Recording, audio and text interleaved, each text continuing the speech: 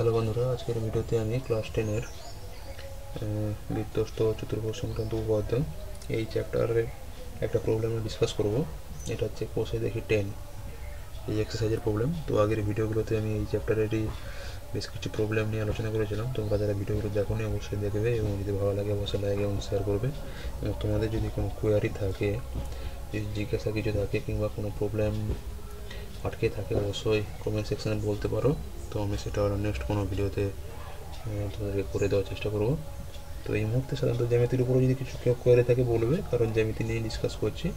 পরে পরে আমরা যেগুলো একটু ইম্পর্টেন্ট, যেগুলো পরিমিতি কিংবা ত্রিকোণমিতি, এই চ্যাপ্টারগুলো নিয়ে আমরা ডিসকাস করব।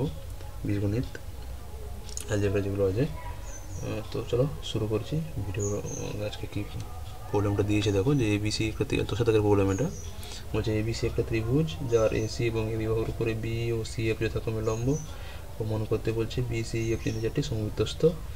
আর প্রমাণ করতে বলছে দেখো এই এফ এবং এ বি সি এই দুটো ত্রিভুজের যে কোনো দুটো কোণের মান সমান হবে। তো আমি এখানে ছবিটাকে এঁকেছি দেখো। এই যে এসির উপরে বি লম্ব টেনেছি, অর্থাৎ বিইসি কোণটা 90 ডিগ্রি। আবার এ বির উপরে সি লম্ব টেনেছি, অর্থাৎ বিএফসি কোণটাও 90 ডিগ্রি। আর এখানে আমি জাস্ট ইএফটাকে যোগ করে দিয়েছি। তাহলে আমাকে দেখাতে বলছে বিসিইএফ এই বিন্দু চারটা একই বৃত্তের উপরে থাকবে। ফার্স্ট কেস প্রমাণ করতে হবে যেটা। তো কী করে প্রমাণ করবো আমরা অলরেডি একটা থিওরাম প্রমাণ করেছিলাম যে একই বৃত্তাংশস্থ সকল কোণের মান সমান, তাই না? এরকম একটা প্রমাণ করেছিলাম। আবার তার উল্টোটা প্রমাণ করেছিলাম যে কোনো একটা সরল রেখাংশের একই পার্শ্বে ভিন্ন বিন্দুতে যদি কোণের মানগুলো সমান হয়, যে সমস্ত বিন্দুগুলোতে কোণের মান সমান হচ্ছে, তো সেই বিন্দুগুলো এবং ওই সরল রেখাংশের প্রান্ত বিন্দু ওগুলো কিন্তু একই বৃত্তের উপরে অবস্থিত হবে। ওটাই কিন্তু এখানে আমাকে কাজে লাগাতে হবে। কারণ এখানে দেখো বিসি সরল রেখাংশের একই পার্শ্বে ই এবং এফ বিন্দুতে বিসি কোণ এবং বিএফসি কোণ দুটো যেহেতু ইকুয়াল, কারণ প্রত্যেকটা 90 ডিগ্রি, সুতরাং এখানে বিসিইএফ এই বিন্দু চারটা সমবৃত্তস্থ হবে। জাস্ট ওই স্টেটমেন্টটা আমাকে লিখে দিতে হবে। তো ওটাই করছি আমি এখানে। দেখো যে এখানে বিসি সরল রেখাংশের একই পার্শ্বে ই ও এ বিন্দুতে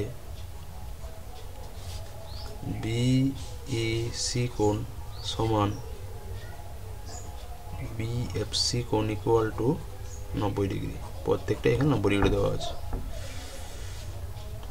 অতএব বিসিইএফ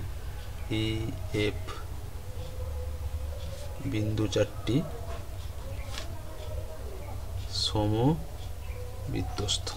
এখানে অবশ্যই স্টেটমেন্ট লিখতে হবে যে যেহেতু যে একই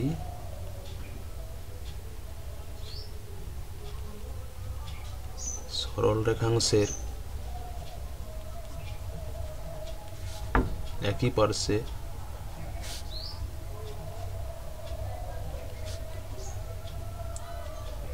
ভিন্ন বিন্দুতে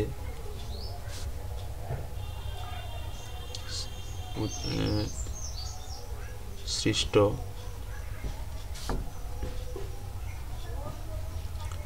কোণগুলির মান সমান হলে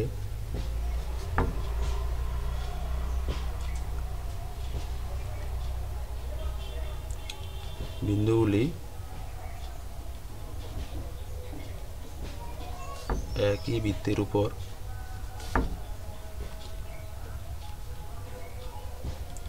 অবস্থিত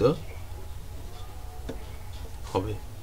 কোন কোন বিন্দুগুলো তাহলে বললাম, যে বিন্দুতে কোণগুলো তৈরি হচ্ছে এবং যে সরলরেখাংশের প্রান্ত বিন্দুগুলোতে কোণগুলো তৈরি হচ্ছে সেই বিন্দুগুলোর কথা বলছি আমি এখানে।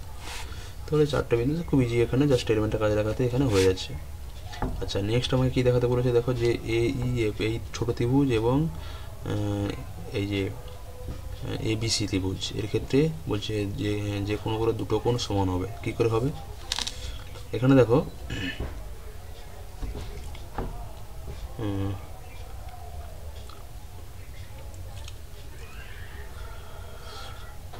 এই যে কোণটা এ এফ ই কোণ, এই কোণটা মানেই দেখো প্রকৃতপক্ষে কোণটা এখানে এ এফ সি কোণ কত 90 ডিগ্রি, তাহলে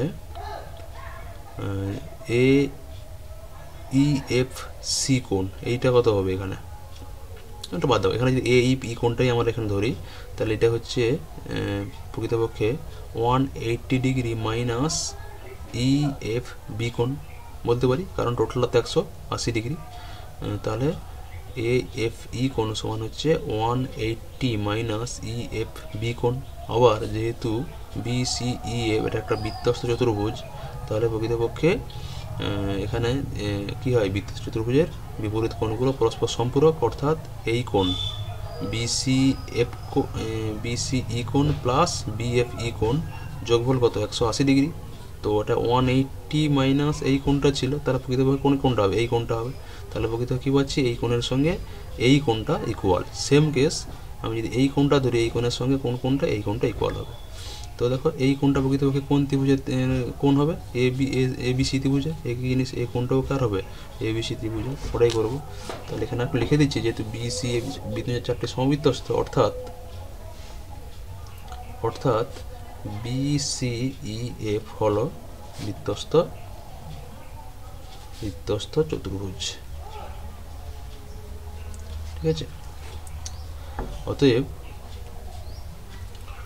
দেখো বি এফ সি কোণ প্লাস বি এফ ই কোণ প্লাস ই সি বি কোণ সমান 180 ডিগ্রি, এবং এফ ই সি কোণ প্লাস এফ বি সি কোণ ইকুয়াল টু 180 ডিগ্রি। এখানে লিখে যেতে হবে, যেহেতু বৃত্তস্থ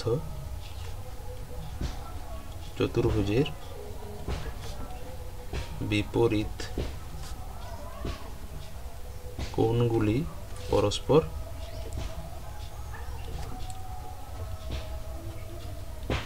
সম্পূরক, তাই না?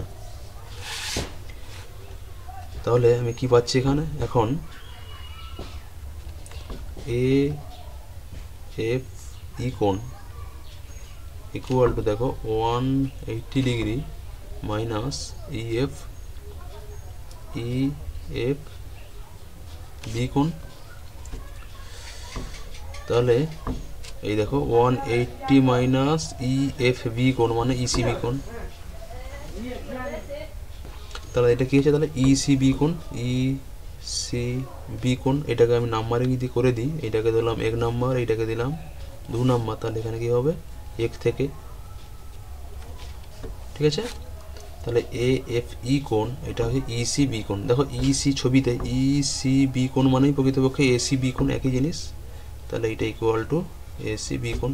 তাহলে আমি কি পেলাম, অতএব এ এফ ই কোণ ইকুয়াল টু এসি বি কোণ। একইভাবে, আর আমি লিখছি না, একইভাবে 2 থেকে পাচ্ছি কি যে এ ই এফ কোণ, তার কি পাচ্ছি, অতএব একইভাবে 2 ইউজ করে পাচ্ছি আমি এ ই এফ কোণ ইকুয়াল টু কোনটা, এফ বি সি কোণ ইকুয়াল টু প্রকৃতপক্ষে এটা এ বি সি কোণ।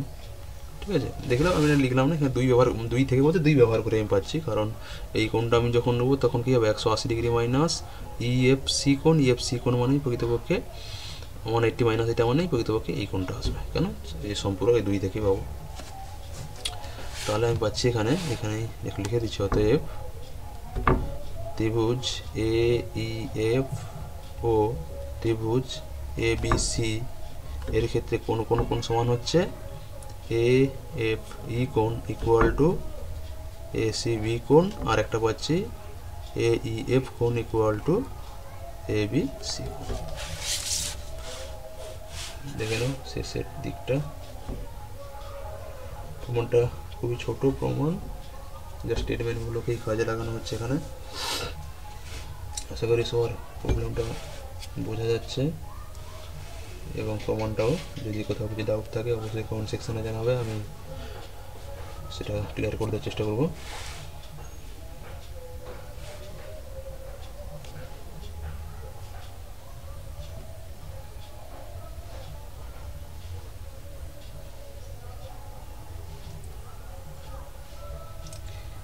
ওকে, তো স্টেটমেন্টটা বই থেকে একটু ভালো করে দেখে নেবে।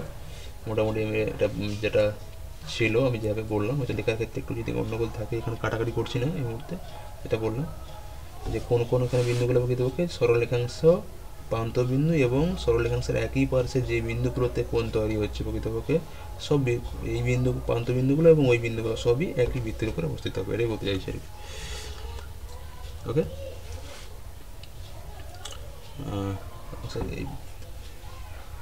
আজকে ভিডিও এই পর্যন্তই। নেক্সট ভিডিওতে নেক্সট কোনো প্রবলেম নিয়ে এই চ্যাপ্টারে ডিসকাস করবো। ওকে, থ্যাংক ইউ।